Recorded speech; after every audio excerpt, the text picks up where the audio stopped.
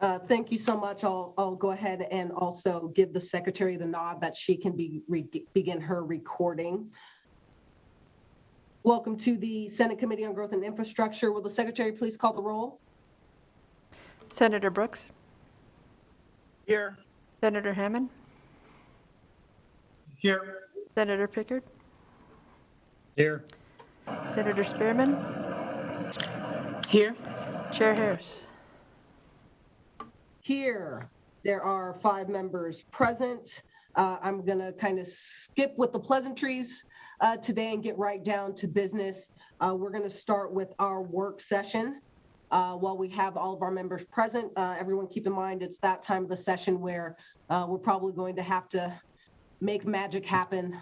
You'll see a lot of us jumping around in and out. So we need to get our work session out of the way. The first bill on for work session today is Senate Bill 18, and I'll turn it over to Ms. Scully to go through the work session document. Ms. Scully. Thank you, Chair Harris. For the record, Susan Scully from the Research Division of the Legislative Counsel Bureau. Senate Bill 18, you have your work session document in front of you, I hope, and it was sponsored by the Senate Committee on Growth and Infrastructure on behalf of the Public Utilities Commission. It was first heard in this committee back on February 17th. This bill revises the maximum administrative fines for violations relating to public utilities and also adds a provision that makes submittal of an inaccurate or misleading information to the PUC subject to an administrative fine of $1,000 per day and $100,000 per series of related violations. You will recall that PUC submitted proposed amendments at the hearing, and based on the testimony at the hearing, the PUC went back and worked with the parties and submitted revised amendments, which are attached to your work session document. I tried under the 5 bullets in the work session page to summarize what those changes are from the original statutes to what the fines are in the current proposed amendment. So you will see that for violations of regulations on storage or pipeline facilities, it goes from $1,000 per day and $200,000 for the series to $200,000 per day and $2 million for a series. The next category is willful violations or detrimental to public health and safety. That's $1,000 per day and $100,000 for the series, up to $200,000 per day and $5 million for a series. The next category is all other violations of the chapters within the public utilities chapter that are listed. And it goes from $1,000 per day and $100,000 for a series to $100,000 per day and $2 million for the series. For violating PUCN orders or regulations, failing to submit or return a report, and several other violations, the original bill, which was not changed by the amendment, the fine goes from $50 to $50,000. I would also point out that there are several sections added which clarify that the basis of the fine that has been added for submission of inaccurate or misleading information is clarified to require materiality and a lack of reasonable care or diligence. And finally, it adds a number of criteria for ensuring that the administrative fine is reasonable and proportional to the specifics of the violation. That summarizes the proposal, and I'd be happy to answer any questions. And I also know we have a representative of the PUCN here if you have questions for them. Thank you, Chair. Thank you, Ms. Scully. I will entertain any questions as well as a motion. Senator Pickard. Hey, Madam Chair, since Ms. Mullen is on, I'm wondering, because I assume that the change in the administrative fines, the reduction of the aggregated fines went down. They cut them in half, but they doubled the daily fine. I'm wondering what the rationale is for reducing one and not both.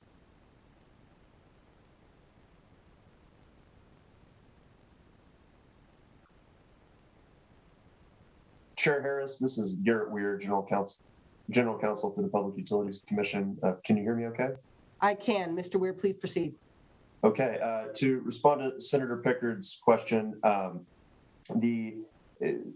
this language before you, the amendment language, is a product of significant negotiation with various entities affected by the proposal, and ultimately those are numbers that the folks involved in the negotiations felt comfortable with, and it's not necessarily tied to any particular rationale.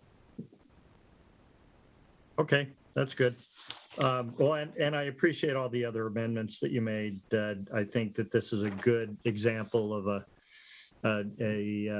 agency being responsive. So, Madam Chair, I'll go ahead and move to amend and pass. Second. We got a motion from Senator Pickard, a second from Senator Spearman. Any discussion on the motion? Madam Chair, could we clarify what that motion is? It kind of glitzed out there for a minute. That was a motion to amend and do pass from Senator Pickard, and a second from Senator Spearman on that motion. Any discussion from the members? You got it, Ms. Scully. Any discussion? Okay. Will the secretary please call for a roll call vote? Senator Brooks, Yes. Senator Hammond, Yes. Senator Pickard, Yes. Senator Spearman, Yes. Chair Harris. Yes. All right, motion passes. We will now move on to Senate Bill 170. I'll turn it back over to you, Ms. Scully. Thank you, Chair Harris. Senate Bill 170 relates to off-highway vehicles and was introduced on behalf of the Legislative Committee on Public Lands. And for the record, I'm Susan Scully from the Research Division. Okay, Senate Bill 170 was heard in this committee back on March 15th. This bill was a recommendation of the Interim Legislative Committee on Public Lands, and it transfers responsibilities for the regulation of off-highway vehicles from the Department of Motor Vehicles to the Department of Conservation and Natural Resources. In lieu of OHV registration, the bill instead requires payment of a fee for an annual decal and directs that revenue to the account for off-highway vehicles administered by the Off-Highway Vehicle Program. Exceptions to the decal requirement are the same as the ones in the prior registration exceptions, but for an out-of-state OHV must now obtain a decal when it is operating in Nevada. The bill also adds a requirement that children 15 years of age or younger must wear a helmet when riding on an OHV and sets forth the applicable penalties. Senate Bill 170 also removes the director of the DMV from the Off-Highway Vehicle Commission, where they previously served as an ex officio member. So there are three proposed amendments to this bill. The first was submitted by the DCNR prior to the hearing, so it was discussed at the hearing. And it is attached, it says Exhibit 1, please refer to it as Exhibit number 1. And they also include a summary of their changes. You'll recall that they were fairly administrative changes relating to how long the decal is good for, when the decal must be displayed. It also dealt with a loophole in the decal requirement related to vehicles on private land, and changed the reference to registration decal to simply decal. Amendment number 2 was discussed at the hearing and submitted by the Nevada Conservation League, and it proposed an amendment to add the director of the Department of Wildlife as an ex officio member of the OHV. The written version of that amendment is attached as Exhibit number 2. And finally, the third amendment was submitted, it was discussed at the hearing by the offices of the public defender in Clark and Washoe County. And they were looking at changing the type and scope of penalties relating to the new provision requiring children to wear helmets. They removed the misdemeanor violation and changed it to a civil infraction. You'll see they submitted a revised amendment, which is in your exhibit number 3 to your work session document. And they also added some additional language clarifying what that a violation of the child helmet wearing requirement was not grounds for removing a child from custody or foster care, and then also will not be used or admitted as evidence in any civil or criminal action for any purpose. As indicated, the Public Defender's Office, this amendment is acceptable to the bill's sponsor and was also worked out in coordination with the Nevada Justice Association. The fiscal notes are on file, and this bill will require a 2/3 vote on the Senate floor. Thank you. All right, thank you so much, Ms. Scully. Are there any questions? Okay, seeing none, I will entertain a motion on Senate Bill 170. I move we amend and do.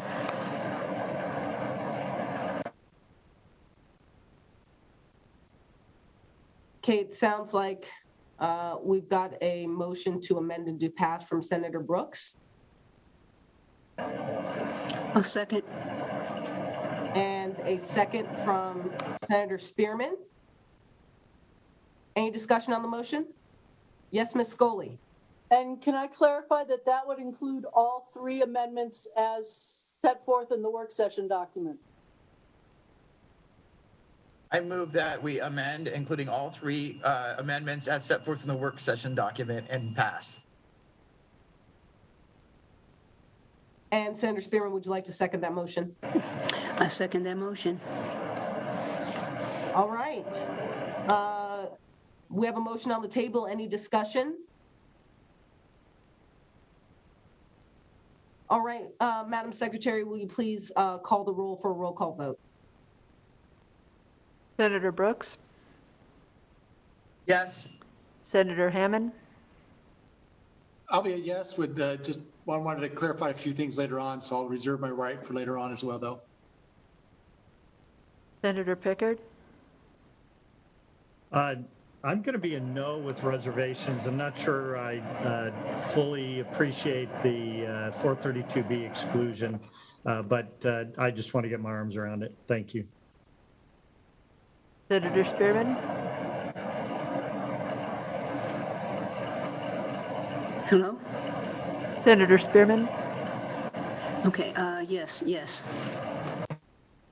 Chair Harris, And I would be a yes. For the record, I'd like to assign myself the floor statement for Senate Bill 18, and I'll assign the floor statement to Vice Chair Brooks. All right, next up is Senate Bill 204. Back to you, Ms. Scully.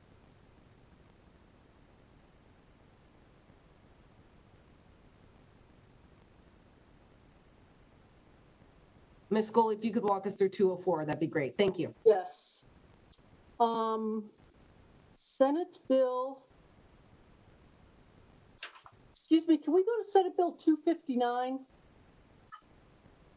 Sure. Let's work session Senate Bill 259 first. Ms. Scully, can you walk us through it? Yes, thank you. I misplaced 204. I got to find it. All right, for the record, Susan Scully, Research Division, Legislative Counsel Bureau.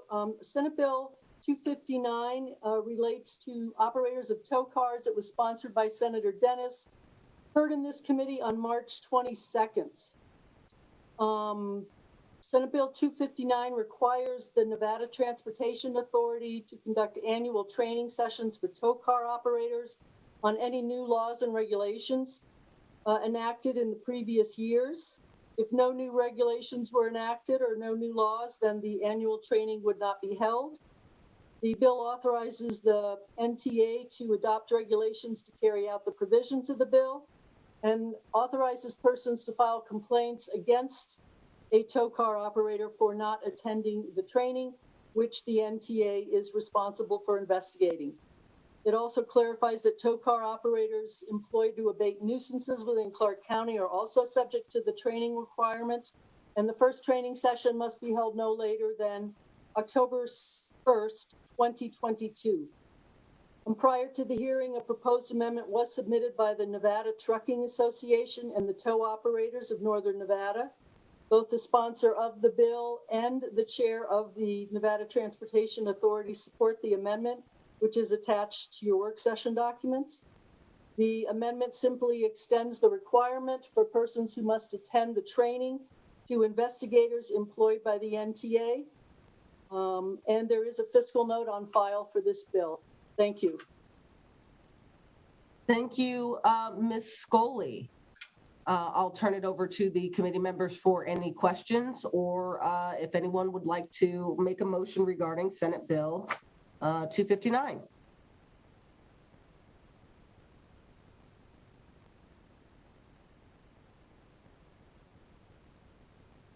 Madam Chair, I make a motion that we amend and do pass. We have a motion from Vice Chair Brooks. Is there a second? I'll second, Madam Chair. All right, and a second from Senator Spearman. Any discussion on the motion to amend and do pass? Seeing none, Secretary, please call the roll. Senator Brooks, Yes. Senator Hammond, Yes. Senator Pickard, Yes. Senator Spearman, Yes. Chair Harris. Yes, the motion passes. I'll assign this floor statement to the sponsor, Senator Dennis. And Ms. Scully, whenever you're ready, if you could walk us through 204. Thank you, Chair Harris. For the record, Susan Scully from the Research Division. Senate Bill 204 relates to the Department of Motor Vehicles and was sponsored by Senator Dennis and was heard in this committee on March 22nd.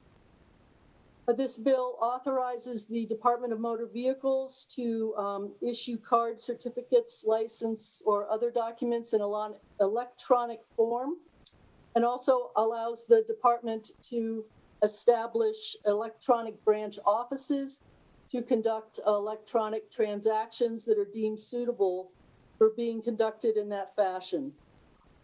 There were no amendments proposed at the hearing, and that concludes the summary of Senate Bill 204. Thank you so much, Ms. Scully. Senator Pickard.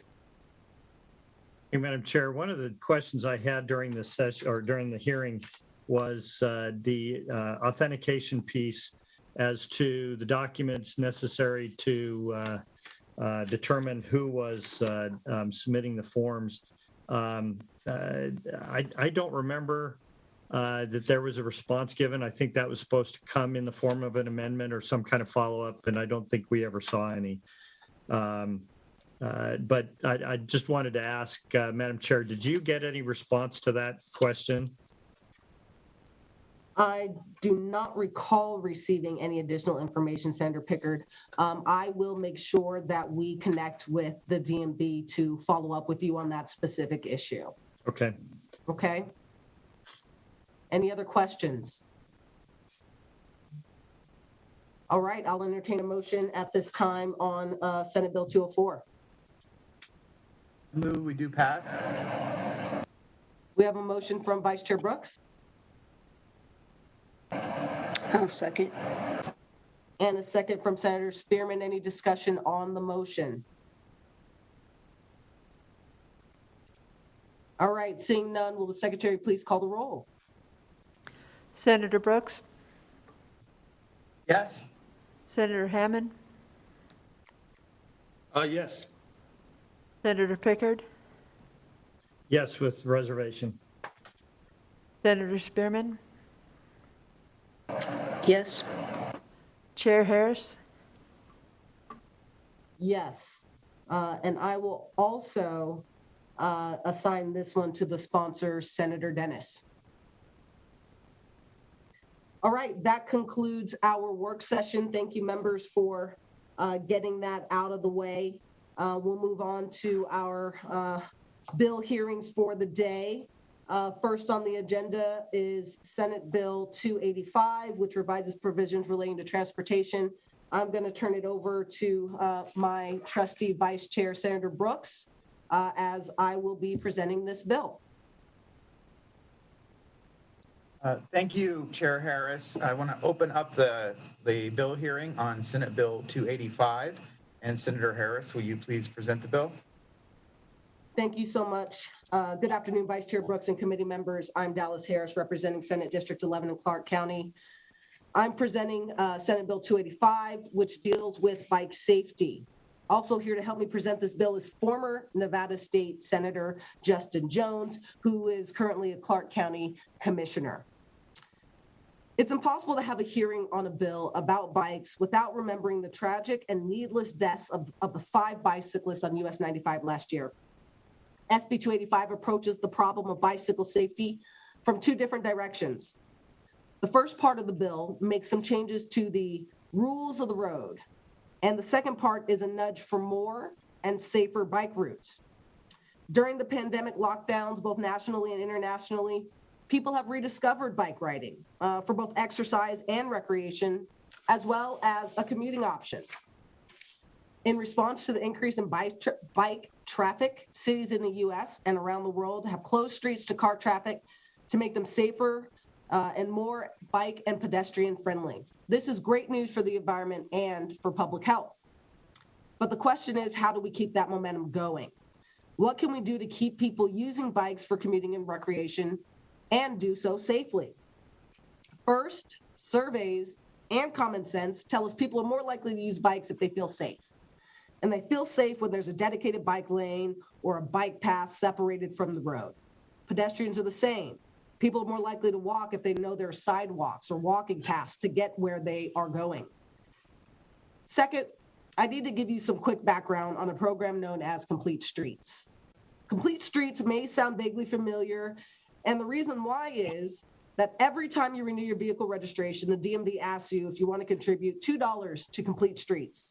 That $2 donation goes towards matching federal funds and dates back to 2013 when the legislature enacted AB 145, authorizing NDOT and local governments to adopt Complete Streets programs. At least 35 other states and literally hundreds of communities have enacted Complete Streets policies. Just Google it if you don't believe me.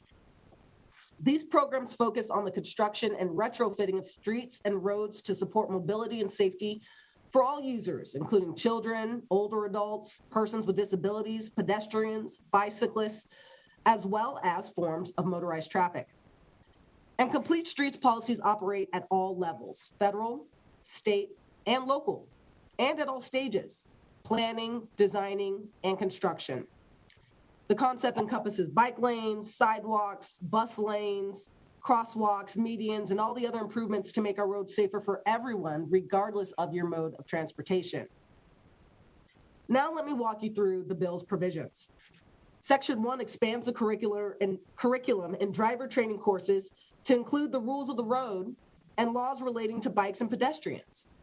Too many drivers are not familiar with the rights of bicyclists and pedestrians, and informed drivers make the roads safer.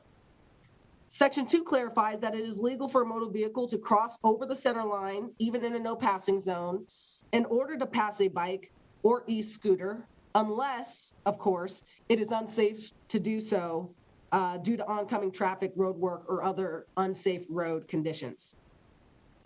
Section 2 goes on to state that a collision between a motor vehicle and a bike or e-scooter is prima facie evidence of a violation of a right-of-way provision in NRS 484B.270.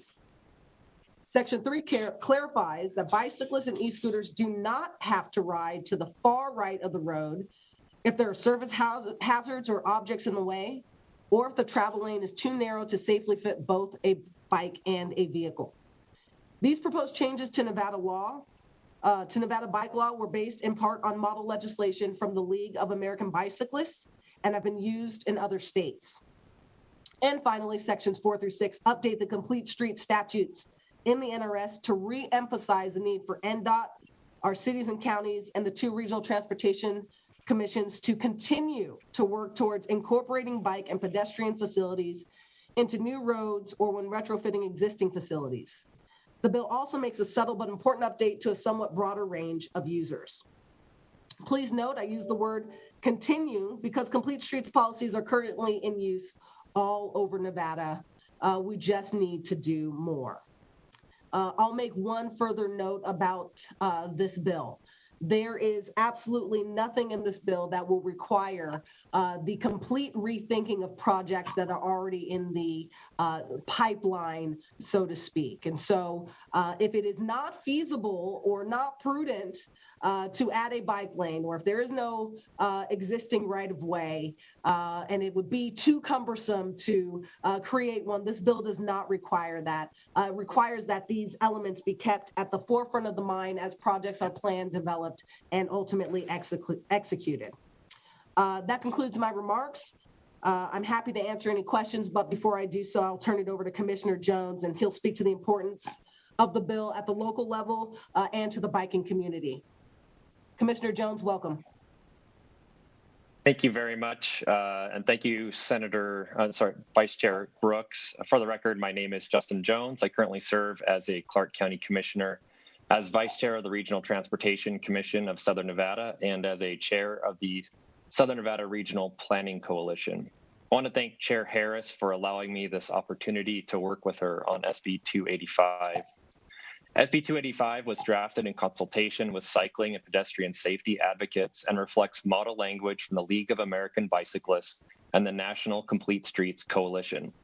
As Senator Harris described, SB 285 accomplishes 3 important objectives to improve safety for cyclists, pedestrians, and other roadway users. First, the bill adds a requirement for driver schools to include instruction on the rules of the road relating to pedestrians and cyclists. Second, the bill clarifies the rules of the road when it comes to cyclists and motorists in the roadway, specifying circumstances when a cyclist may ride in the roadway for safety reasons. Third, the bill updates provisions relating to complete streets to ensure that all users of the roadway and of all ages, including pedestrians and cyclists, are considered in the design of roadway projects. These proposed changes are consistent with Clark County's recent efforts to clarify its rules of the road relating to cyclists and to prioritize consideration of complete streets principles. The RTC serves as the Metropolitan Planning Organization for Southern Nevada. As the MPO, RTC has also prioritized multimodal transportation, complete streets design elements, funding from multi-use paths and infrastructure, and cycling and pedestrian safety. SB 285 aligns with these RTC priorities.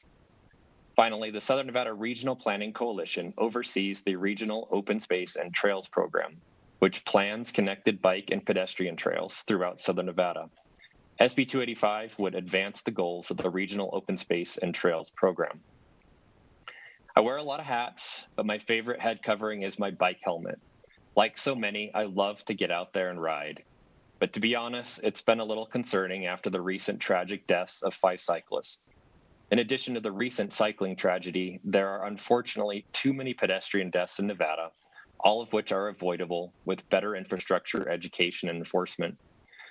SB 285 won't solve all the issues we face when it comes to safety for cyclists, pedestrians, and other road users, but it is an important step forward.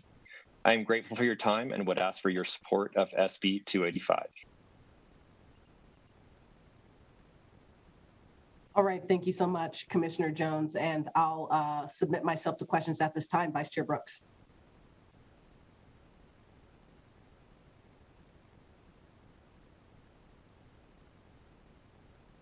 On mute, Vice Chair Brooks.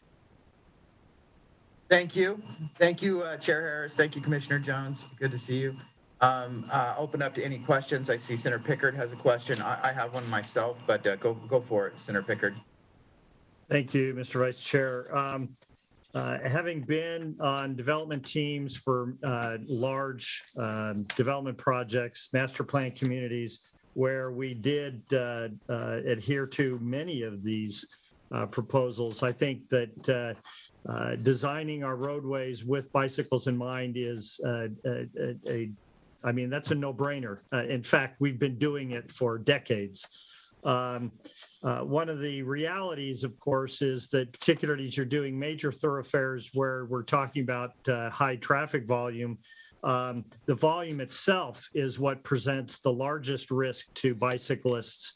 And it also requires additional right-of-way being purchased and developed in order to give them the kind of space they need. So this is going to have I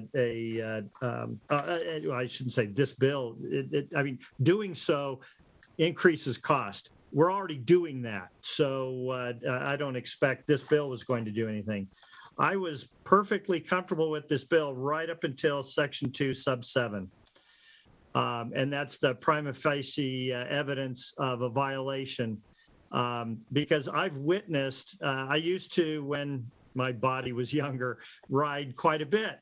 And I've seen people do an Artie Johnson right in front, or that's dating me, isn't it? They stumble on their bike and they fall into traffic. I've seen that repeatedly, never to where they were injured, but one where it was near a stop sign. He couldn't get his foot unclipped from the pedal, wobbled, went into the traffic lane and got hit by a car. So, but it was completely his fault. So why would we, and I've never seen this in statute before, why would we create a prima facie evidence of a violation by a mere fact of collision when fault isn't even included, unless the rationale is if you see a bicycle, you should do everything you can to avoid the bicycle, including coming to a complete stop, which isn't reasonable in some instances. Thank you for the question, Senator Pickard. Senator Dallas Harris, for the record. It is my understanding we are not the first state to put this into law. I would also note that simply because it is prima facie evidence does not mean that you will automatically be held liable. Of course, it's just upon the first impression, and then there's always the opportunity to explain the circumstances that you just described. Sure, but you shift the burden to the innocent party. And just because somebody else does it, I don't think that's a good enough reason for us to do it. I think it's a mistake. But anyway, other than this, I'm okay with the bill, but I'll be in no if this remains. Thank you. Thank you, Senator Pickard. Any of the other committee members have questions for Senator Harris or for her co-presenter, Commissioner Jones?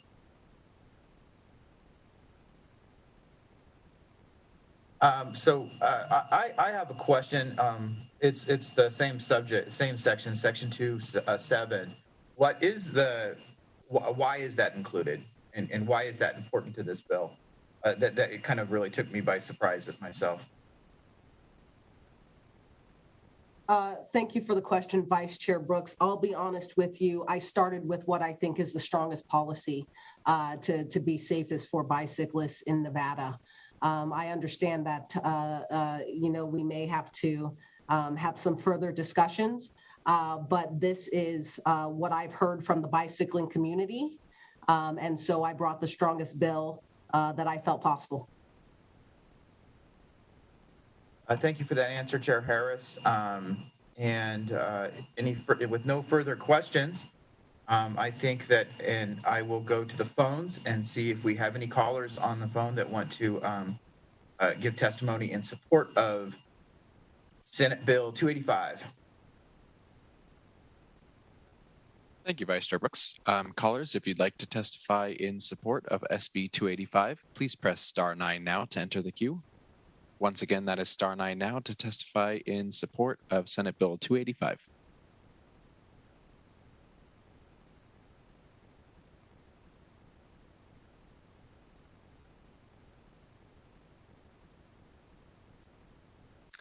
Will the caller with the last three digits of 080, please slowly state and spell your name for the record. You may begin. Good afternoon. This is Susan Fisher, SUSAN-FISHER, with McDonald Carano, on behalf of People for Bikes, an international organization promoting bicycle activities and bicycle safety. The proposed changes in SB 285 are positive changes and would align Nevada with what most organizations consider best practices in where to ride statutes. Therefore, we do support SB 285. I would like to point out that there's some what we considered a little bit confusing language, and I apologize for not having spoken with the bill's sponsor. I did send her a note earlier today when we caught this.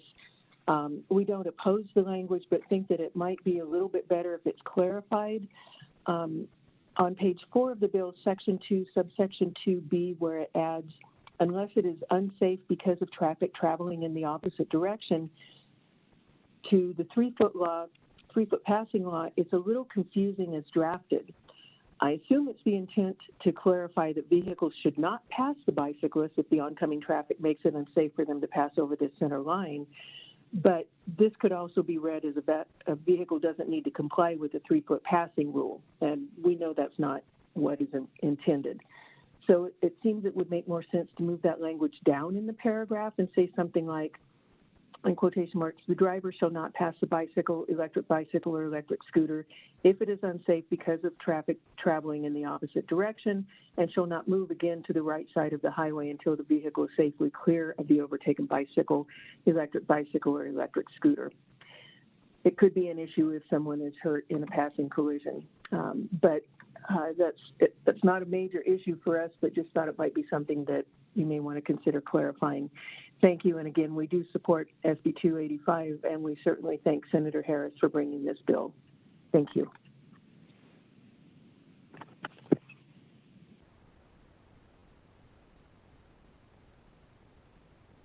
Will the next caller with the last 3 digits of 598 please slowly state and spell your name for the record? You may begin.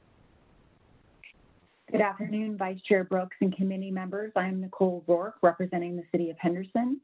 The City of Henderson has been a leader in Nevada when it comes to complete streets projects, which are designed and operated to enable safe access for users of all ages and abilities, and which provide benefits such as making it easier to cross the street, walk to shops and restaurants, and bicycle to work. They also allow buses to run on time and make it safer for people to walk to and from transit stations. By adopting complete streets policies, municipalities strive to ensure that every transportation project makes the street network better and safer, making these communities even better places to live. SB 285 seeks to make sure that when complete streets projects are undertaken, that there is integration of bicycle lanes and bicycle routes to expand the availability of this clean transportation option in Nevada communities. The bill also modernizes the definition of the Complete Streets program to better reflect the makeup of all road users. The City of Henderson and Mayor Deborah March, Chair of the RTC of Southern Nevada, support these valuable changes. Thank you.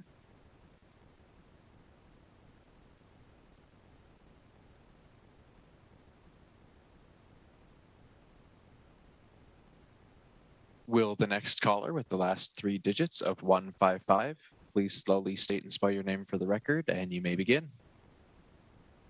Thank you, Mr. Vice Chair and members of the committee. For the record, my name is Christy Cabrera, CHRISTI-CABRERA, and I'm the Policy and Advocacy Director for the Nevada Conservation League. Providing funding for Complete Streets was a priority for the Nevada Conservation League during the 2013 session, and we strongly believe that expanding Complete Streets will have great benefits for our communities. SB 285 will allow our state to move towards creating a safer environment for pedestrians, bicyclists, motorists, and transit riders. Bicycle and pedestrian infrastructure will also encourage people to leave their cars behind, reducing traffic and pollution in our communities. Overall, we believe this bill will help make our communities more safe, accessible, and enjoyable for everyone, and we urge the committee's support. Thank you.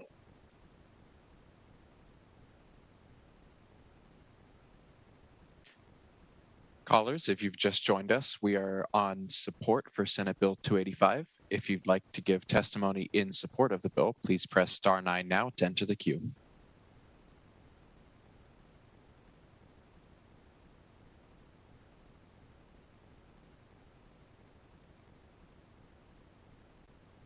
Will the next caller with the last three digits of 750 please slowly state and spell your name for the record? You may begin.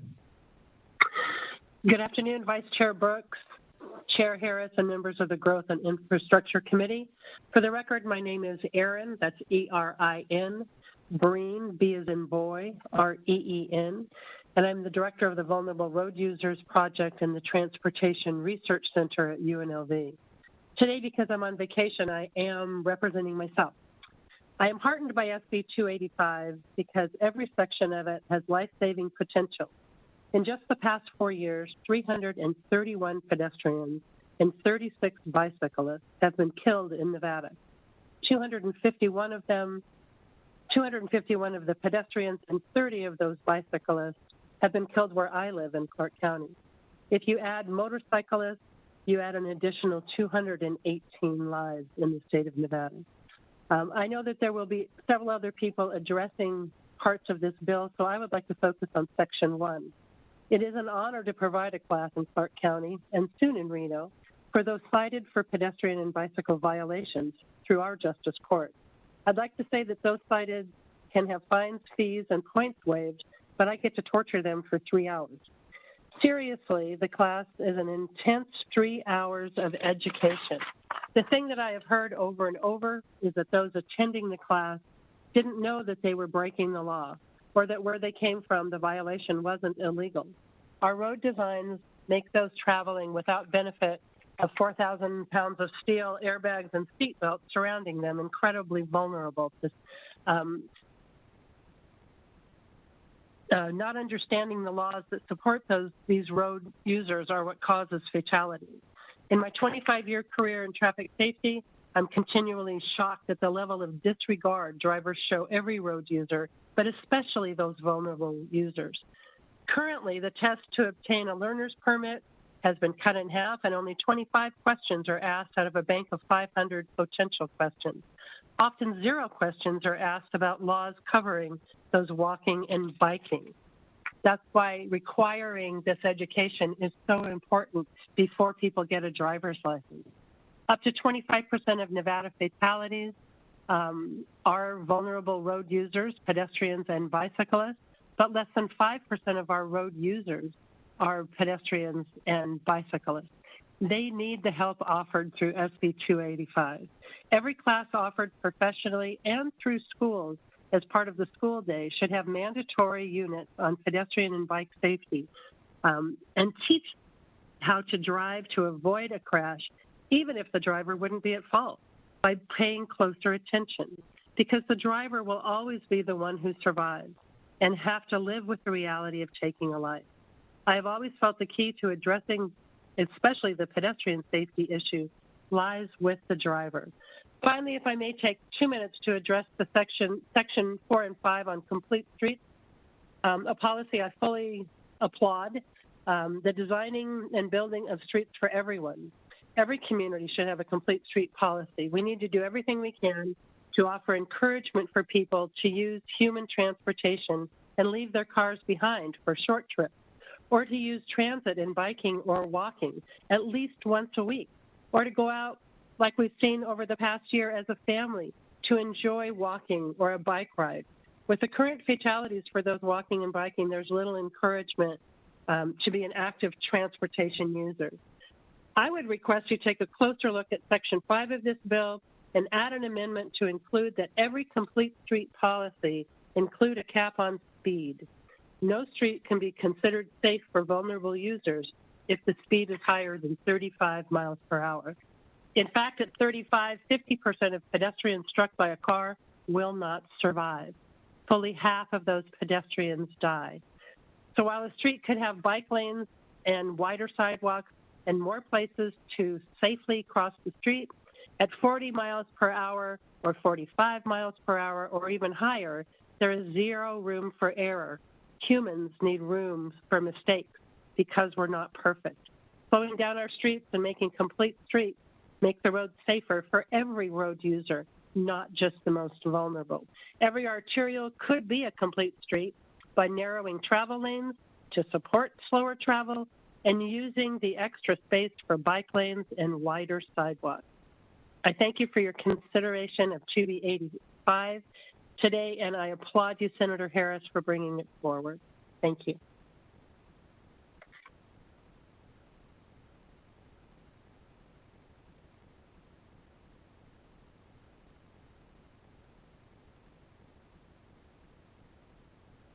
Will the next caller with the last 3 digits of 032 please slowly state and spell your name for the record? You may begin. Hi, thank you. For the record, my name is Keely Brooks, Keely Brooks, and I'm the former president and current secretary of the Southern Nevada Bicycle Coalition. And thank you, Vice Chair Brooks and committee members for hearing from me. So the Southern Nevada Bicycle Coalition just would like to submit for the record that we wholeheartedly strongly support SB 285. We're a bicycle advocacy group representing thousands of cyclists in our state. We applaud the scope of this bill, addressing many concerns of the cycling community. And we'd like to point out that it takes an approach where it's actually proactively focusing on ways to make biking and motorists safer together instead of discouraging cycling, as the previous SB 183 did, which we know had the best of intentions. But we prefer this approach of SB 285 because it does have that proactive focus on making biking and biking safer. And current laws in Nevada relating to bicycles on roadways can sometimes be confusing, non-specific, and lacking a mandate to educate drivers concerning these laws, as Aaron Breen just talked about earlier. And so we believe that this bill will begin addressing the issues around clarifying those laws and helping vulnerable road users such as cyclists. I'm not going to read all my comments just because it covers some of the ground that's already been covered, but I wanted to just mention the section 2, subsection 7 that others of the committee had mentioned already, which clarified that if a collision occurs between a motor vehicle and a person riding a bike, that it is evidence in itself that a violation of the 3-foot law, NRS 484B 270, had occurred. And I get what committee members had said, that they were concerned that, if there was an accident where a cyclist lost their balance and fell in the roadway and was struck, then the motorist would be at fault. But I would argue that it should be on the burden of the motorist to show that they are that they did no wrong, because I was just shocked, frankly, when I realized that the 3-foot move over law didn't already mean, like, if there was a collision between a cyclist and a motorist, I thought for sure it already meant that they broke the law.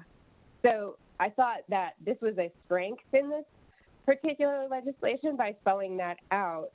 And as Senator Harris had explained, it doesn't necessarily mean that the motorist will always be at fault, but it gives, I think, the law enforcement the tools they need to make their job easier. And again, because I had other comments that others have touched on, I'm not going to go through that. I'm just going to conclude there and just thank you for your time. Thank you.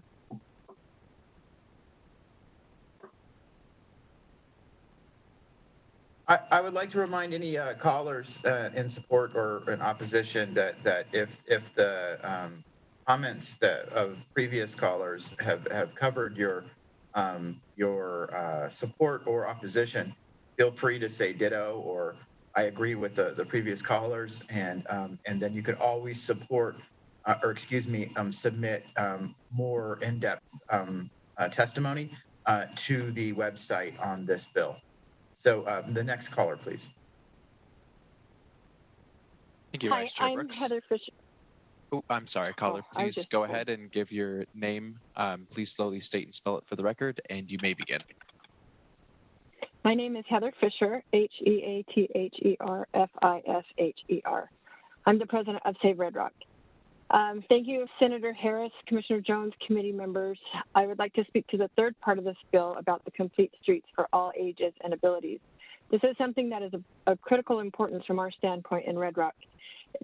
Here, not only is one of the most popular cycling areas in the state, but also very popular for running, family outings, and even walking the dog.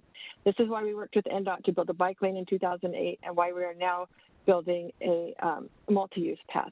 The pandemic has reintroduced the great outdoors to many new people. I like that this bill addresses all types of riders because there's a lot of new cyclists and runners and families out there enjoying. We all know this, lots more people. I won't belabor that fact. But yes, you're right, Senator Harris, it does make a difference now more than ever, especially because of the increase in outdoor recreation. The dangerous conditions all over in our area in Red Rock, cars are backing up and backing out between bikers and pedestrians. The usership went from 2 million to 4 million people. We need to just plan ahead, and that's what this bill addresses, is planning ahead and complete streets. So we have the opportunity here to, on the back of a big tragedy, do we want to make Nevada a bad reputation or good reputation? We can utilize Nevada's greatest resource, our year-round sunshine and tourism and the great outdoors, and make Nevada really attractive. Thank you, Senator Harris and Commissioner Jones, for considering safety of road users for all ages and abilities with complete streets and modernized NDOT road design. We appreciate this bill moving forward, and thank you, committee members, for hearing it.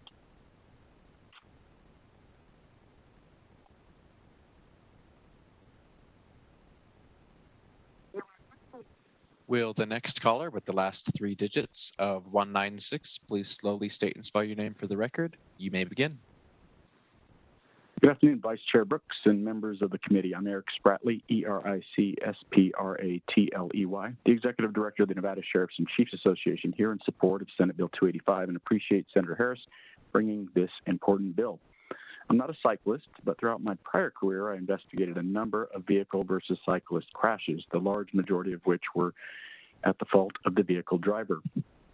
I'm not sure that Nevada drivers are educated enough regarding the laws, especially the more recent laws around cyclist and pedestrian safety. The Nevada Sheriffs and Chiefs Association supports cyclists throughout the entire state of Nevada, and we support all that SB 285 is trying to accomplish. Thank you, Senator Harris. Thank you, Vice Chair Brooks.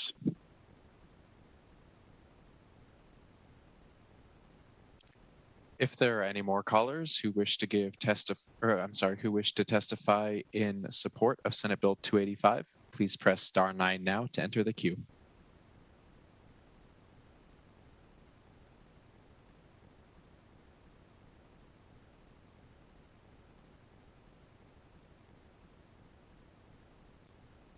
Vice Chair Brooks, at this time, no other callers have indicated that they wish to give support for Senate Bill 285. Great. Could you please see if we have any callers on the line that would like to testify in opposition to Senate Bill 285? Certainly, Chair. Callers, if you'd like to testify in opposition to Senate Bill 285, please press star 9 now to enter the queue.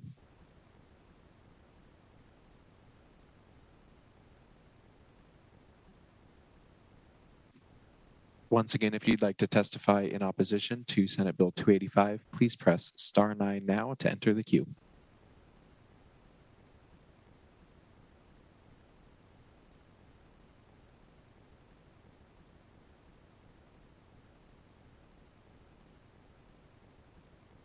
Vice Chair Brooks, at this time, the public line is open and working. However, no callers have indicated that they want to give testimony in opposition to the bill. Thank you. Could you see if anybody is on the line who would like to testify in the neutral position? Thank you, Vice Chair Brooks. Callers, if you would like to give a neutral testimony for Senate Bill 285, please press star 9 now to enter the queue.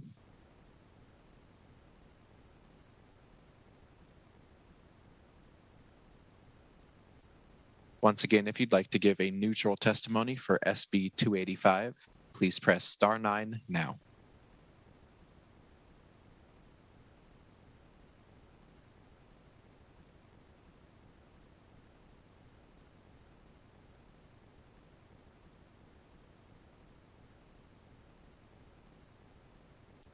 At this time, no callers have indicated that they want to give a neutral testimony for Senate Bill 285. Well, thank you. So no callers are on the line, more callers on the line. And so I give the opportunity for the Chair Harris and Commissioner Jones to make any final comments before we close the bill hearing. Thank you so much, Vice Chair Brooks. I'll just say this bill is some common sense policy that I think can save the lives of those Nevadans who enjoy our outdoors, and hopefully will make a bunch of people feel more inclined to pick up their bikes and ride to work if they can, go out for fun, ride with their kids, and feel a bit safer as they do so. Commissioner Jones, if you'd like to close it out. Sure. With Vice Chair Brooks's recommendation, I will say ditto to Chair Harris. Thank you, Commissioner Jones. Thank you, Chair Harris. That will bring, I'll close the hearing on Senate Bill 285, and I will roll right into Senate Bill 348. And I believe that we have Senator Goicoechea available to introduce that bill to us.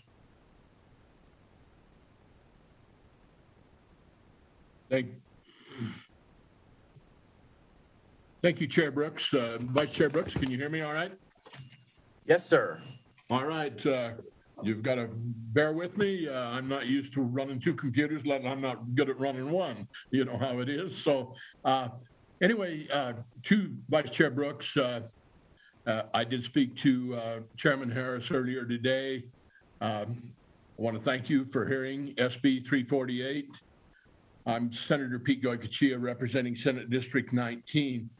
This bill was requested by the city of Elko and mostly Police Chief Ty Troughton, who unfortunately is not available today. And I'm asking you not to spend a lot of time on this bill as it was drafted. Clearly, you can see by the number, it just dropped last week. If it had been a normal session, the normal times, we'd probably sent it back for a redraft. But given the time constraints, I brought the bill forward. We hope we can at least save the jacket. The bottom line, the conversation is still in place on the 911 system.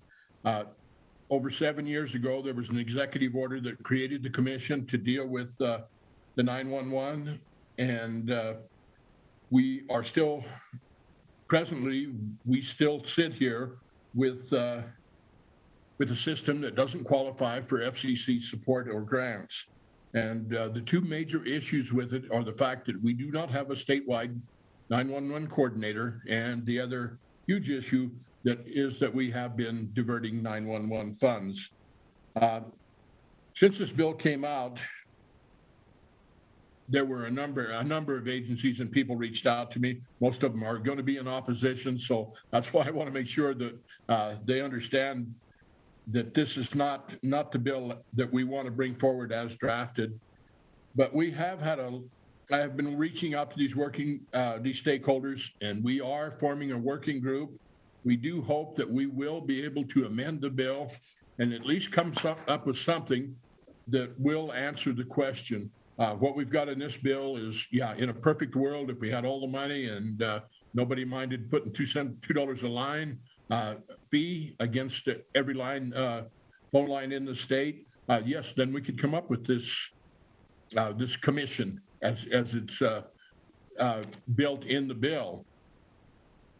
The bottom line is, with the bill, and I'll let Elko County bring forward some of their issues and some of their complaints, they will follow me, but the bottom line is we still need to deal with this. We've got communities out there that are working with enhanced 911. Other jurisdictions are trying to move into the next generation where you can actually text a 911 call. We have issues out there all over the state. And, in my conversations with the stakeholders, I reached out to Washoe, Clark County, a number of the rural counties. The issue's still there. How are we going to deal with 911? How are we going to bring it into the 21st century, the system that we need in place? And hopefully we can do that with this bill. And with that, I'll stand for any questions. Again, I didn't give you any real information. That's because I don't have a lot of answers. And in the interest of time, we're just looking for a solution. And this bill clearly is not it, but we do hope to come up with an amendment in the next week. Time is short, we understand that, but hopefully we can come up with at least some basis to start this process forward. With that, I'll stand for questions. If there aren't any, then we'll proceed, Mr. Vice Chair, with Elko County and their presentation. Thank you, Senator Goicoechea. And was Elko County going to be presenting this in conjunction with you, or will they just be providing more information when they come in opposition? No, actually, this bill was requested for them, so they will be testifying right behind me in support. Presentation, part of my presentation, if that's okay. Great. So what we'll do then, if it's okay, is we'll have Elko County give their remarks, and then I'll throw it to the committee for questions. Yes, and that is the city of Elko rather than Elko County. Oh, excuse me. I'm sorry about that. I probably misstated it. I think Elko County is on the other side right now. Thank you. Thank you. And so if someone from the city of Elko, are they on the telephone? Yeah, Chairman or Vice Chairman. There we go. Yeah, this is Curtis Calder. I'm the Elko City Manager, and thank you for having us here today. And I also serve in the capacity as the Chairman of the Central Dispatch Administrative Authority, which is the regional emergency dispatch center formed through an interlocal agreement between Elko County, the City of Elko, the City of Wells, and the City of Carlin. And I am speaking in support of SB 348, a bill that, among other things, seeks to create the Office of the Nevada Statewide 911 Coordinator in the Department of Public Safety. And Nevada, as you know, is an expansive state. Elko County alone encompasses over 17,000 square miles and is one of the largest counties in the United States. Emergency dispatch services are critical in rural Nevada and provide a critical lifeline to public safety, whether it be law enforcement, fire suppression, or emergency medical services. Locally, public safety communications are provided by the Central Dispatch Administrative Authority, and expenses are paid for by a combination of interagency radio fees and public user surcharges. Under most circumstances, the Central Dispatch Administrative Authority does not qualify for federal funding due to the absence of a statewide 911 coordinator. Nationwide, public safety communications are driven by a combination of people and technology. Emergency dispatching is a fast-paced and high-stress profession, making recruitment and retention of employees a challenge. Additionally, technology evolves quickly, subjecting dispatch centers to constant change, expense, and infrastructure limitations. The lack of a statewide 911 coordinator has been studied extensively since 2014, beginning with the Nevada Public Safety Communications Committee, or the NPSCC. And as drafted, SB 348 seeks to carry out many of the recommendations made by the NPSCC subcommittee that was formed to study the issue regarding the actual 911 coordinator. While I can't speak to the viability of the recommendations made by that subcommittee, I can speak to the local efforts to fund a regional emergency dispatch system. In 2016, the Elko County Board of Commissioners formed the Enhanced 911 Board to create a 5-year 911 master plan and assist in the creation of a 25-cent surcharge per telephone line in Elko County. This surcharge was implemented and currently offsets the expenses associated with the next generation 911 services in Elko County. Since the ongoing expenses are projected to outstrip anticipated revenue, Elko County is currently taking public comment regarding a proposed increase from 25 cents to $1 per telephone line. Perhaps if additional federal funding were available, counties throughout Nevada would be less dependent on user surcharges to fund their emergency dispatch operations. So on behalf of the Central Dispatch Administrative Authority, I am in support of Senate Bill 348 and the creation of a statewide 911 coordinator. How it is actually paid for, as described in the bill, I realize is controversial, but perhaps we can get there, get some sort of compromise with an amendment. So thank you, and I could take any questions you might have.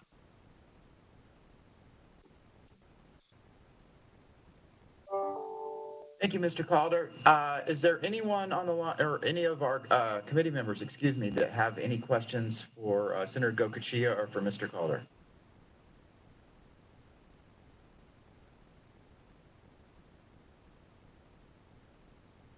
And I am not seeing any questions right now. And I think that you described the situation that you're currently find yourself in, and some of us find ourselves in with some bills right now, Senator Gocochea.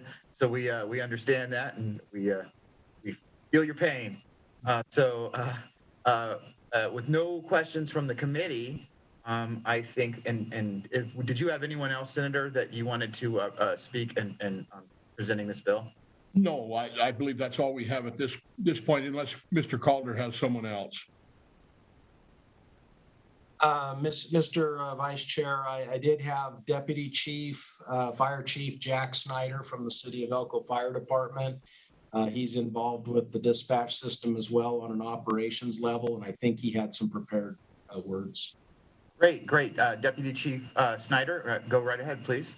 Thank you, Mr. Vice Chair. Can you hear me okay? Yes, sir, we can. Thank you. Today, my name is Deputy Chief Jack Snyder with the City of Elko Fire Department, and I am here in support of SB 348.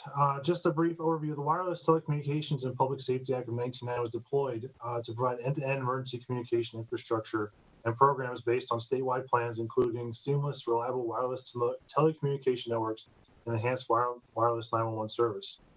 The goal of the 911 coordinator, state 911 coordinator, is to assist state and local government agencies to implement next-gen 911 systems, providing administrative oversight of legislative mandates and address 911 issues with regards to tech advancements.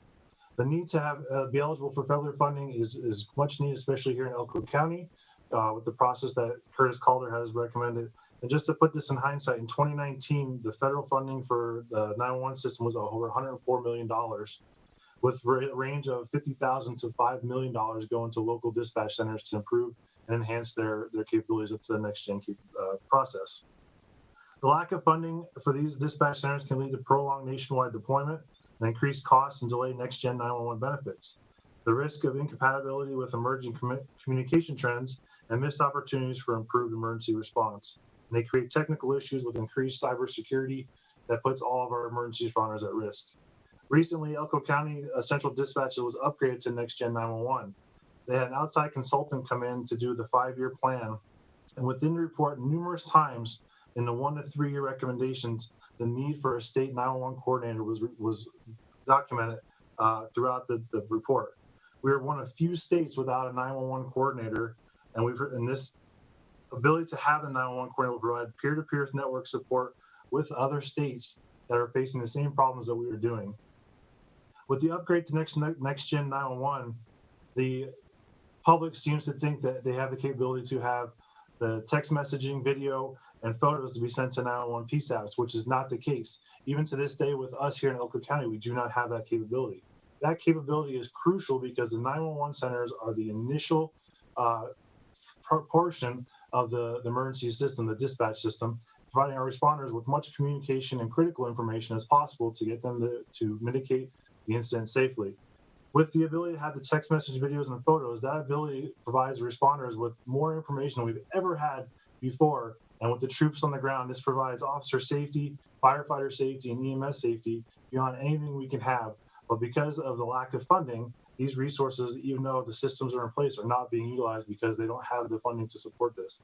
So with that, because of the safety that's in regards to our responders, of the much needed next-gen 911, not just the 911 system itself, but the added features that come with it, I support SB 348 and hope that if there's any questions, I'd be glad to answer. Thank you. Appreciate that, Deputy Chief Snyder. Do any of the committee members have any questions for any of the presenters? It does not appear as if we do, so I'm going to go to the phones and see if we have anyone in support of Senate Bill 348. Thank you, Vice Chair Brooks. Callers, if you'd like to testify in support of Senate Bill 348, please press star 9 now to enter the queue.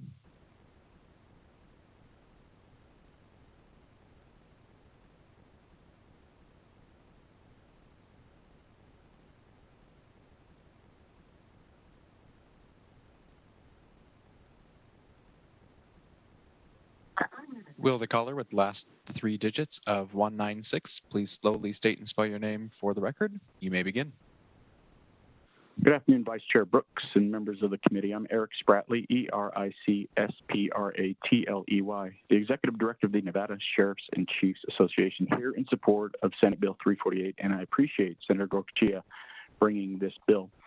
This association has members on both sides of the issue, and while that would tend to make me stay out of it altogether or come in neutral, I've worked with Senator G on bills since 2013, so if he thinks we will get language that works for everyone, I want to be in a supportive position for it to keep it alive and moving forward.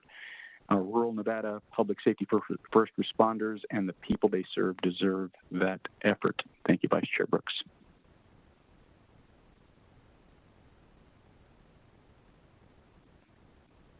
Thank you, caller. If there are any other callers who wish to testify in support of Senate Bill 348, please press star 9 now to enter the queue.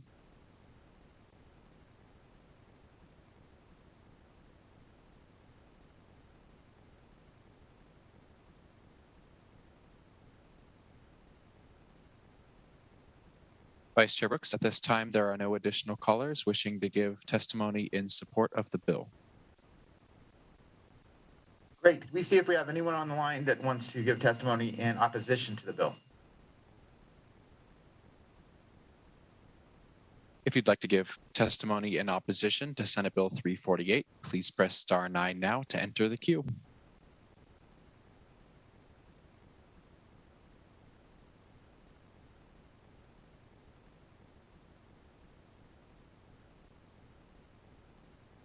Will the caller with the last 3 digits of 166 please slowly state and spell your name for the record? You may begin.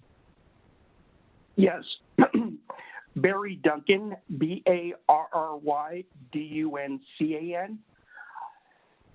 Vice Chair Brooks and members of the committee, for the record, Barry Duncan on behalf of the Nevada Taxpayers Association. The Nevada Taxpayers Association is opposed to SB 348 as currently drafted. It is important to note that we do not oppose the policy of adding a state 911 grant coordinator, and we understand the importance of emergency services to the state.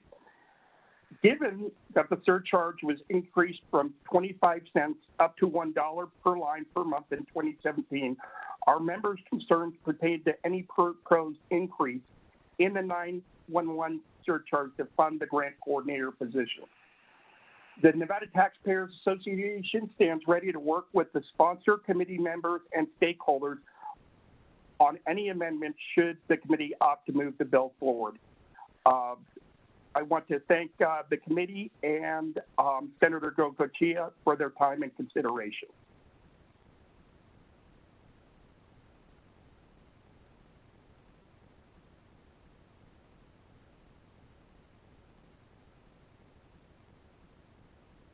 Will the next caller with the last 3 digits of 974 please slowly state and spell your name for the record? You may begin. Thank you, Vice Chair Brooks. Randy Brown, R-A-N-D-Y-B-R-O-W-N, on behalf of AT&T. Thank you for the opportunity to provide testimony today on Senate Bill 348. AT&T is not opposed to the establishment of a statewide 911 coordinator, but we would point out a few issues that we have with the bill. First of all is the funding mechanism. This state position is proposed to be funded by a surcharge on telephone users, and as was previously mentioned, in 2017, the Nevada Legislature authorized counties to increase the 911 surcharge by 400%. And the purpose of that was to provide for the purchase and operation of body cameras. And so since that legislation was passed, Nevada has been identified as one of only 5 states in the country that are diverting 911 funding to uses other than 911. And as a result, the FCC has repeatedly stated that states that are diverting 911 funds should not be eligible for any federal grants, which appears to be a primary reason for establishing the statewide coordinator. The FCC currently has a rulemaking under process to determine what specifically 911 funds can be used for, and they're scheduled to issue a decision no later than June of 2021. Finally, I would just point out that just this month, the Lyft America Act was introduced, and it contains a large federal grant program for next generation 911. But language inside that grant authorizing provisions requires applicants to certify annually that no portion of any designated 911 charges imposed by a state or other taxing jurisdiction within which the applicant is located are being obligated or expended for other purposes other than 911. Again, I think, establishing the office is not the issue, but if Nevada is not eligible for federal grants by continuing to divert 911 funds, it seems perhaps unnecessary. Appreciate the opportunity to testify.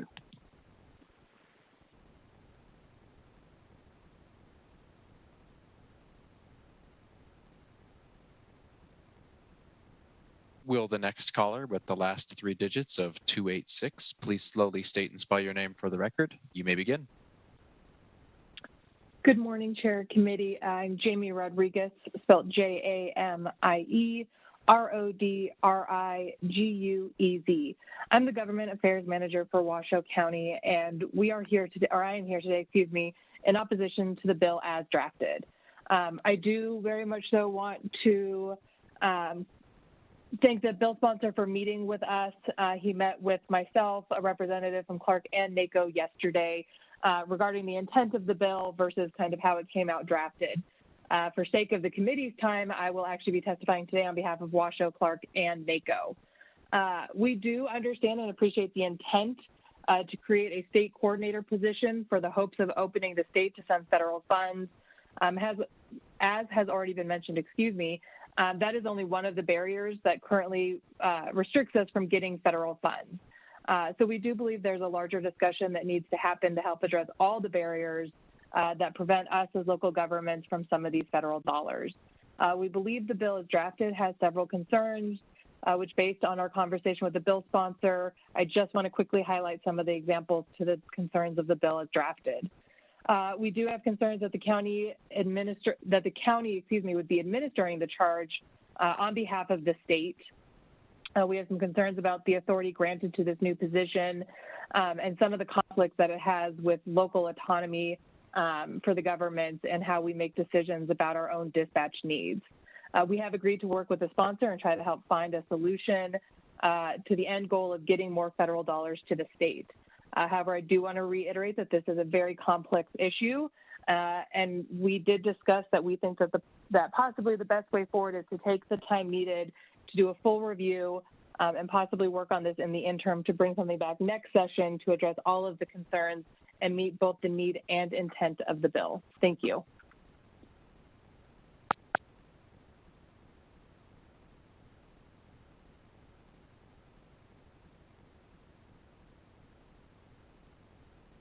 Will the next caller with the last three digits of 934 please slowly state and spell your name for the record? You may begin.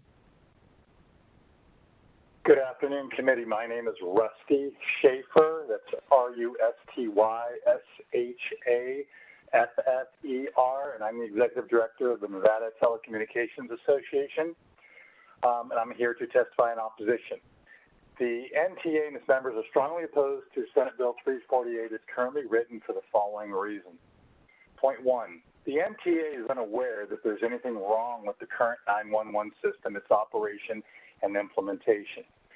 The state needs to provide relevant reasons why the current system is inadequate and how this new office is needed and would rectify any problems or avoid problems of the current 911 system.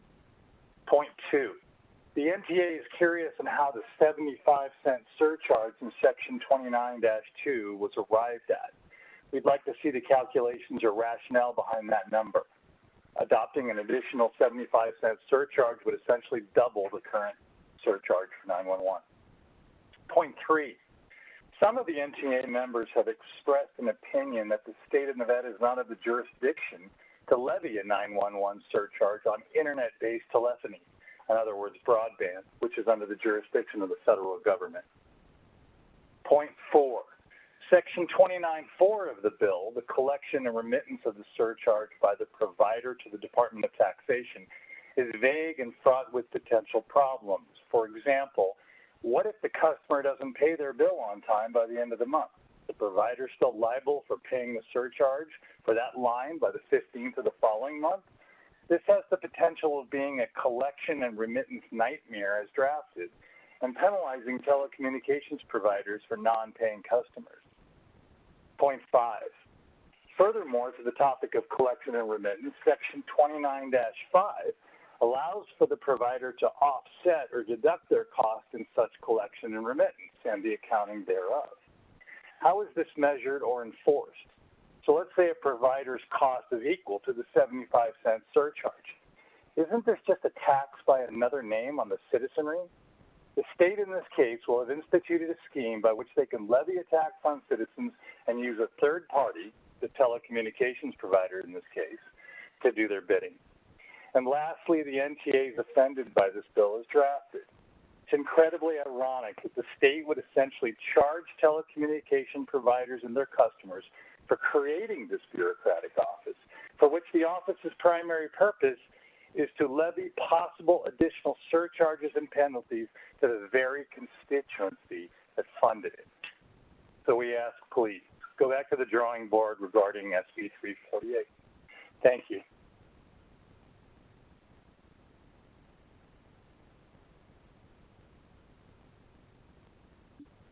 If there are any additional callers who wish to give testimony in opposition to the bill, please press star 9 now to enter the queue.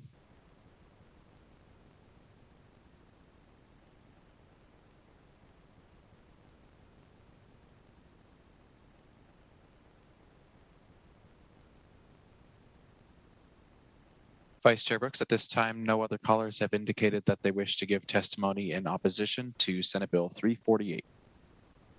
Thank you. Can you see if there's anyone who wants to give testimony in the neutral position? Callers, if you'd like to give testimony in a neutral position for Senate Bill 348, please press star 9 now to enter the queue.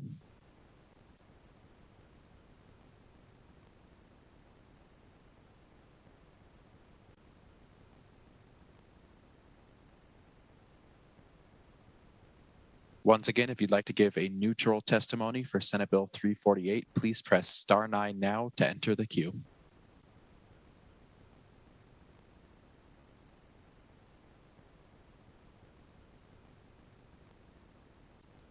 Vice Chair Brooks, at this time, the public line is open and working. However, no callers have indicated that they want to give a neutral testimony. All right, well, thank you. So that brings this hearing to an end. I want to thank you, Senator Gocochea, thank you, Mr. Calder, and thank you, Deputy Chief Snyder, for presenting this today. And Senator Gocochea, if you have any last words before we close this hearing.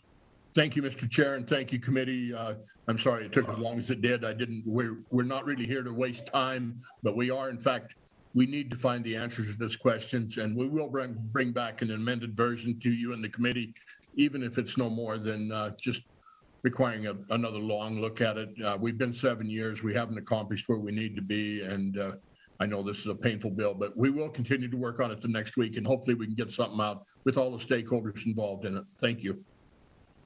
Thank you. Thank you, Senator Gocochea. And with that, I will close the hearing on Senate Bill 348. And that brings us to our last agenda item. Our last agenda item is Senate Bill 362. And 362 is a bill that came from, and I'll give a little background on it before I hand it off to the folks from RTC of Southern Nevada.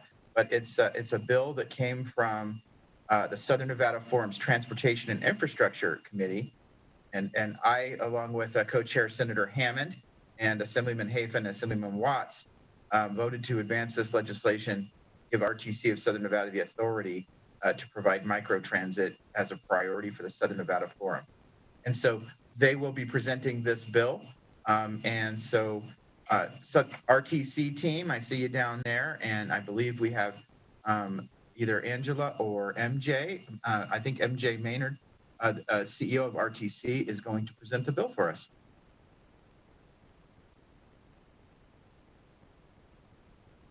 And you are muted, RTC.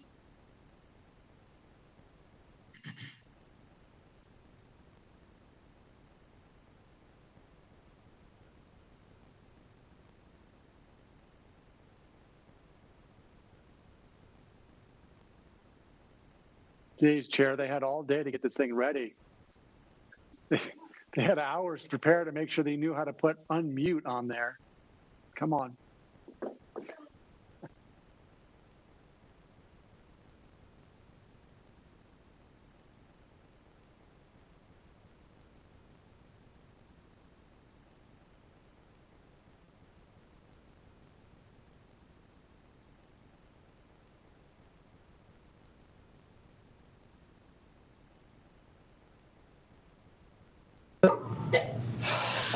Whoa.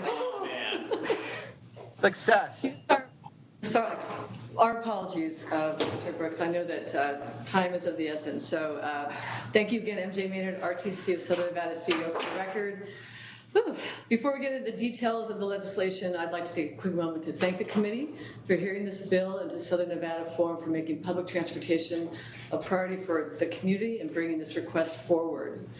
Public transportation is a bipartisan effort, and in order to better serve residents and create mobility solutions for Southern Nevada, the RTC is seeking the authority to offer microtransit as a tool in our toolbox, which is the same authority given to all other counties except Clark County. Microtransit is defined in NRS 277A.280 is transportation by a multi-passenger vehicle that carries fewer passengers than the vehicles normally used on regular routes and is dispatched through a digital network or software application service. In other words, microtransit is a smaller vehicle, on-demand service that passengers can request from their mobile devices in comparison to the fixed route large bus services typically provided by transit agencies. The RTC would use microtransit to provide first and last mile public transportation solutions and additional mobility services in areas that need transit. Specifically here in Southern Nevada, in Clark County, areas that would greatly benefit from microtransit include the South, Southwest, and West Henderson. These changes could benefit more than 185,000 residents who currently do not have access to any transit services. Innovation is disrupting every industry, and the RTC needs to be able to quickly respond to customer demand and provide the most efficient and effective transportation services for our customers. Now I'd like to turn over to RTC's Associate General Counsel, David Clyde, to provide the additional legislation details, including the technical changes made to the statute. Thank you, Ms. Maynard. Good afternoon, members of the committee. David Clyde, RTC Associate General Counsel, for the record. This bill makes two specific edits, one to NRS 377A and another one to NRS 277A. First, in NRS 377A.140, we propose removing the limitations in Section 2 and 3 that apply to the RTC regarding providing on-call public transportation services. The second edit is made in NRS 277A.280, where we recommend simply shifting language from NRS 277A.280, subsection 3C, that permits microtransit service in every other county except Clark County, and then creating a new section with that language and putting it into NRS 277A.280, subsection 1E, which would then permit every county in Nevada to be able to provide microtransit service, including Clark County. Those are the only changes made in the bill, and thank you again to the committee members for hearing Senate Bill 362, and we're happy to answer any questions that you might have on it. Thank you, Mr. Clyde, and thank you, Ms. Maynard. And so I'll turn it over to the committee members if you have any questions on Senate Bill 362.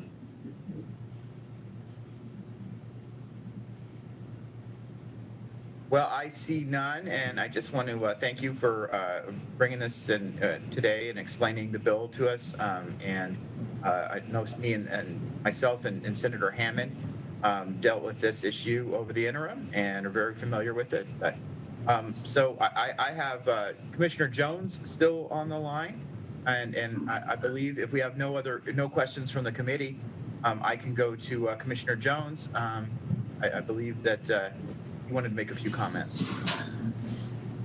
Thank you so much, Vice Chair Brooks and committee members. Again, I'm Justin Jones. I serve as Vice Chair of the Regional Transportation Commission of Southern Nevada and also as Clark County Commissioner for District F. I wanted to testify, and I appreciate your indulgence of me testifying twice today.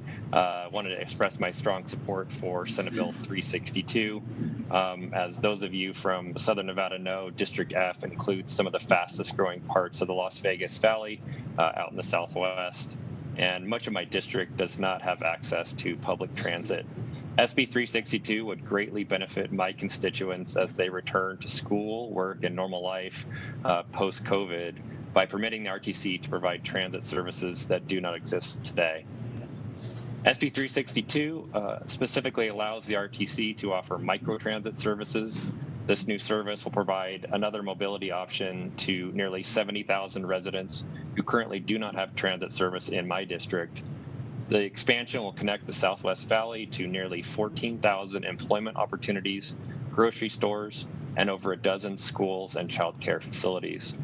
In my capacity as Vice Chair of the RTC, I often hear from residents across Southern Nevada about the need for flexible, reliable transportation solutions, and microtransit offers them an on-demand and affordable option.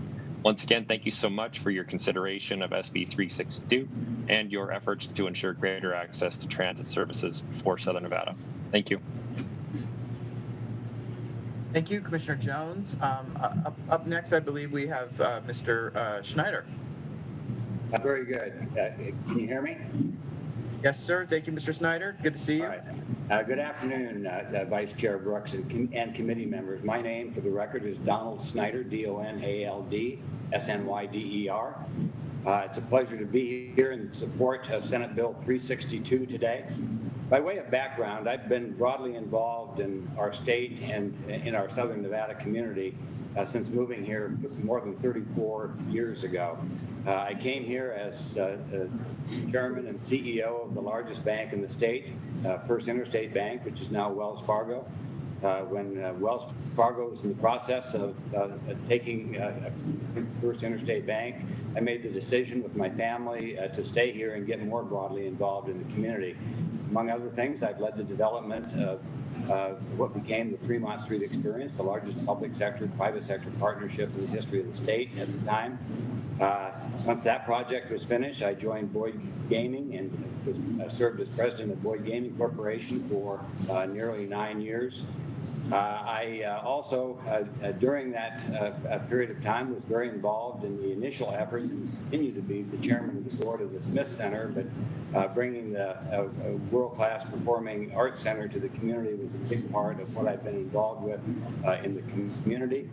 I've also had a chance to be very involved with UNLV as a volunteer, but also serving as dean of the Hotel College of Hospitality for almost 3 years before becoming the interim president, the acting president of UNLV in 2014 while we did a national search for a president, and that president was Glenn Jessup.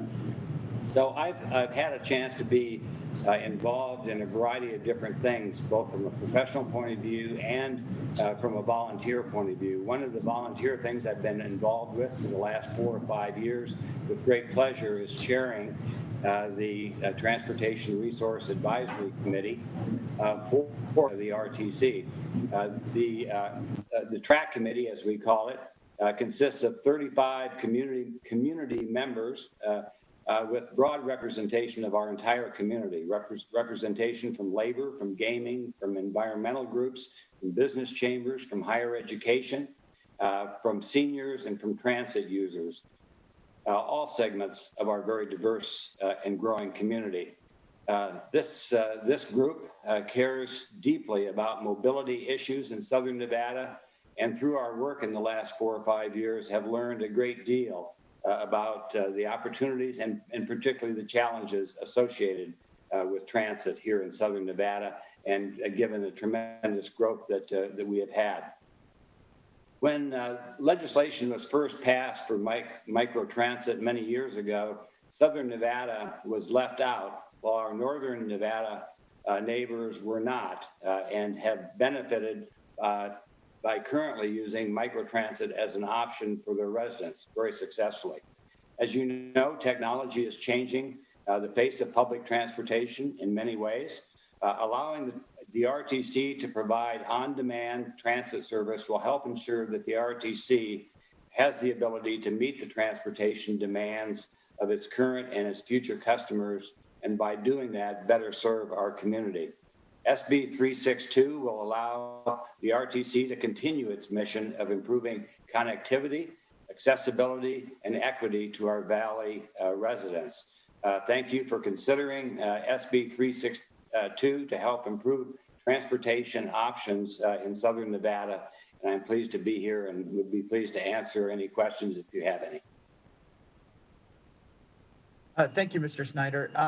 Do any of the committee members have any questions for Mr. Snyder as board of the RT, or excuse me, as chair of the track committee, and on this subject? I do not see any, so it's a pleasure seeing you, Mr. Snyder, and thanks for joining us today. And thank you. My pleasure. I believe that we can go to the phone lines. I don't think there's anyone else here as part of the presentation. And we can go to the phone lines for those in support of Senate Bill 362. Thank you, Vice Chair Brooks. Callers, if you'd like to testify in support of Senate Bill 362, please press star 9 now to enter the queue.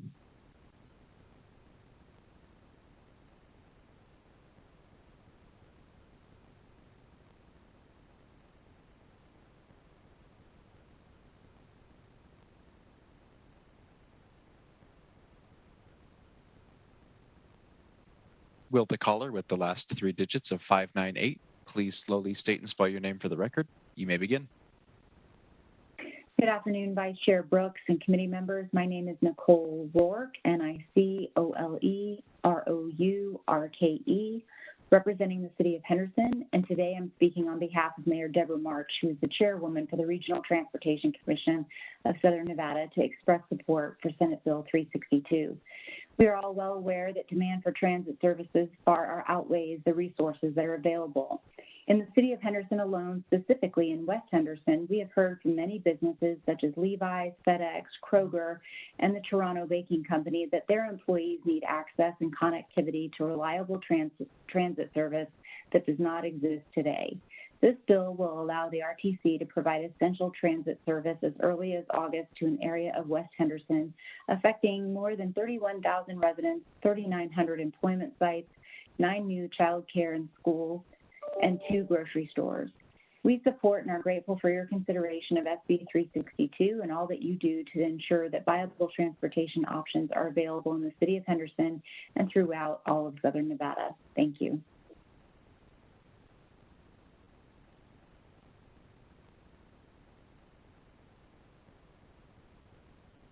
Will the next caller with the last 3 digits of 184 please slowly state and spell your name for the record? You may begin.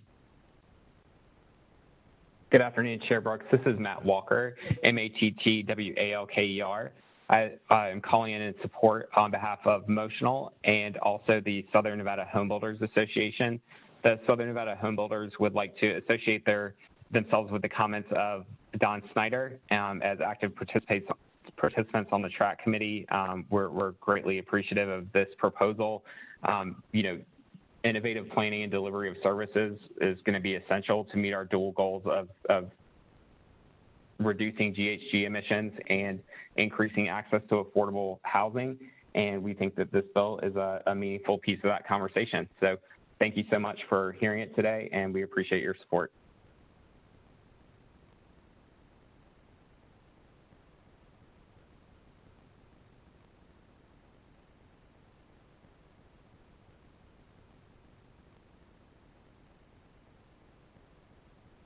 Will the caller with the last three digits of 081 please slowly state and spell your name for the record? You may begin. Good afternoon, Vice Chair Brooks and members of the committee. My name is Dylan Keith, Dylan Keith. I'm the policy analyst for the Vegas Chamber, and it was also my pleasure to oversee the Southern Nevada Forum.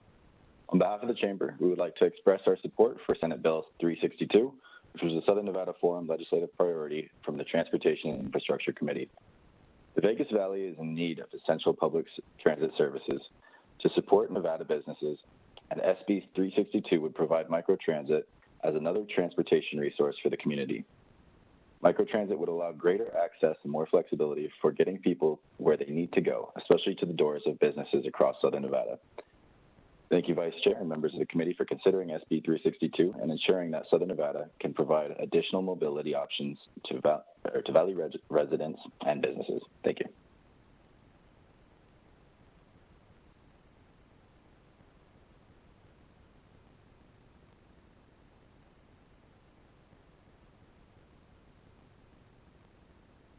Will the next caller with the last three digits of 617 please slowly state and spell your name for the record? Caller, it looks like you're still muted, so you can try to press *6 to unmute yourself. You may begin. Yes. Good afternoon, Chair Harris and committee members. My name is Rashard Mason, RASHARD MASON, and I'm a resident of Las Vegas in support of Senate Bill 362, TREESIXTWO.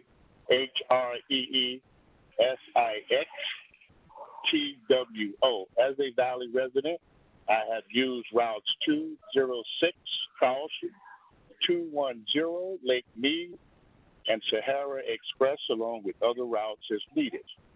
Transit is an important service to the community, and as a transit rider, this is how I and other customers are able to get to work, to the grocery store, to the doctor, and other essential trips when a personal vehicle is not an option. Expanding transit services and allowing this RTC to offer microtransit would give me and the other riders more public transit options. Thank you for your time and consideration for Senate Bill 362, TREESIXTWO. Thank you.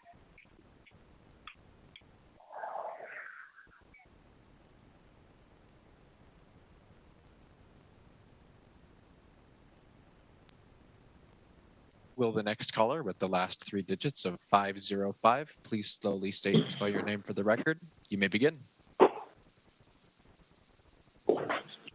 Good afternoon, Chair and committee members. This is Peter Guzman, President of the Latin Chamber of Commerce, PETERGUZMAN.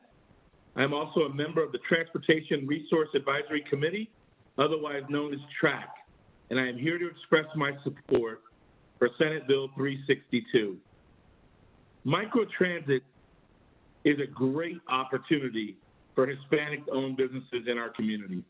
With the flexibility provided by on-demand transit, customers can easily access and patronize local businesses in areas that traditional fixed route service does not service. That would yield benefits for business owners and riders, and it couldn't come fast enough. I thank you for your time and consideration of SB 362. As Nevada continues to grow quickly and get out of this pandemic, we must ensure that Southern Nevada can provide additional mobility options to Valley residents and businesses. This should be a high priority for our state. I thank you so much for allowing me to testify today.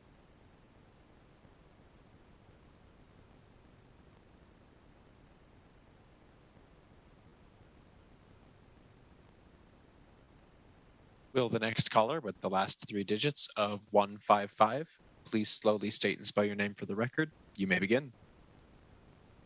Thank you, Mr. Vice Chair and members of the committee. For the record, my name is Christy Cabrera, CHRISTI CABRERA, and I'm the Policy and Advocacy Director for the Nevada Conservation League.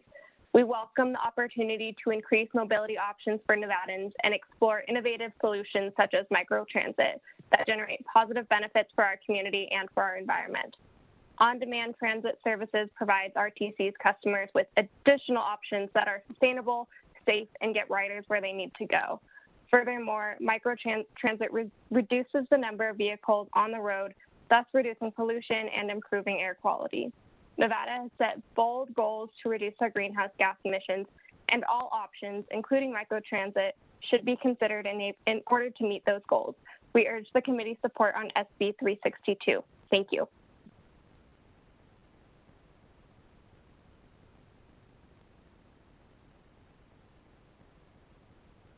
Good afternoon, Vice Chair Brooks and committee members. My name is Paul Catha, that's C-A-T-H-A, and I'm representing the Culinary Union. The Culinary Union represents 60,000 hospitality workers in Nevada, and many essential frontline shift workers rely on public transportation to get to work reliably, safely, and efficiently. SB 362 not only benefits hospitality workers, but also allows the RTC to service communities that previously had few viable options with regards to transportation. As public transportation adapts to technology and consumer preferences, on-demand transit service like microtransit will be essential to getting Nevadans where they need to be. The Culinary Union urges the Nevada Legislature to support and pass SB 362. Thank you.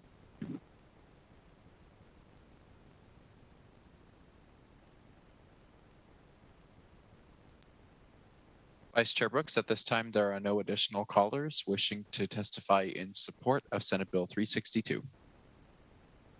Thank you. Could you see if we have any callers in the opposition to 362? Callers, if you'd like to give testimony in opposition to Senate Bill 362, please press star 9 now to enter the queue. Once again, to testify in opposition to Senate Bill 362, please press star 9 now.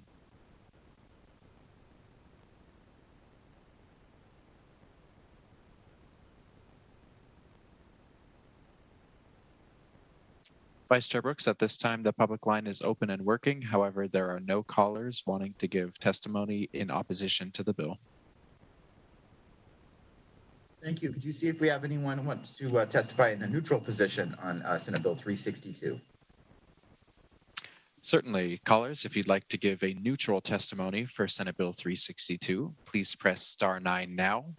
Once again, that is star 9 now to enter the queue for a neutral testimony on Senate Bill 362.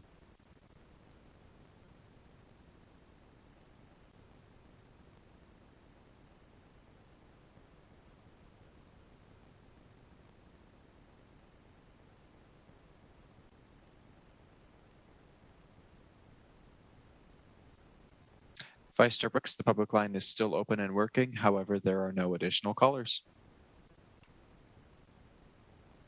Thank you. Thank you. Well, I guess that brings our hearing to an end on Senate Bill 362. And I wanted to thank RTC of Southern Nevada and also thank Senator Hammond and all of the Southern Nevada Forum process that bill. And with that, I will bring the hearing on Senate Bill 362 to a close. And that brings us to our final agenda item. Our final agenda item this evening, is public comment. And so, broadcast services, could you see if there is anyone that wants to call in and give public comment this evening? Callers, if you'd like to give public comment, please press star 9 now to enter the queue.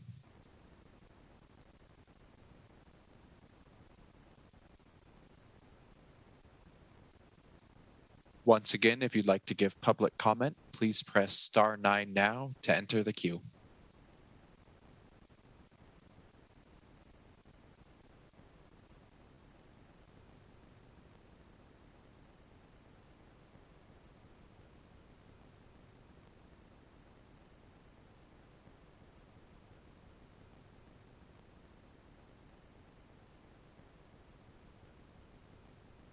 Vice Chair Brooks, at this time, the public line is open and working. However, there are no callers wishing to give public comment.